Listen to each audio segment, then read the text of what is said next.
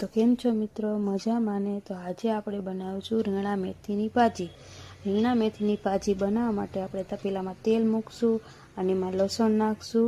લસણ થઈ જાય એટલે આપણે એમાં નાખશું રીંગણા તેલમાં જ ત્યારે ચડાવવાના છે, એટલે થોડીક વાર એમાં ઢાંકણું ઢાંકી અને તેલમાં ચડવા દઈશું। અને તમે જોઈ શકો છો થોડીક જ વારમાં આપણા રીંગણા પણ ચડી ગયા છે। એટલે હવે એમાં નાખી દઈશું આપણે ટમેટાં અને ટમેટાને પછી હલાવી અને 5 મિનિટ માટે ચડવા દેવાના છે।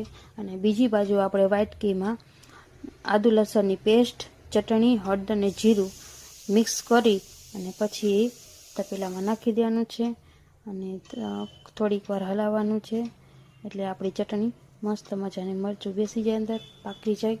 અને તમે જોઈ શકો છો થોડીક વાર આપણે રાખશું એટલે આપણું તેલ છૂટું પડી જશે। અને તેલ અહીંયા છૂટું પડી જાય એટલે એમાં નાખી દઈશું આપણે ભાજી। અહીંયા મેં બાફેલી ભાજી નાખી છે, તમે કોરી નાખો છો કે બાફેલી કોમેન્ટમાં કહેજો। અને પછી એમાં મિક્સ કરી અને થોડુંક અમથું પાણી સેજ નાખી અને એને ચડવા દેવાનું છે અને ઘડીક વાર ઢાંકણું ઢાંકી અને રાખી દેવાનું છે।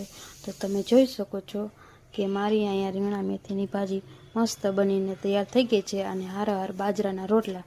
તો મારો વિડીયો કેવો ગમ્યો લાઈક, શેર અને સબસ્ક્રાઈબ પણ કરજો।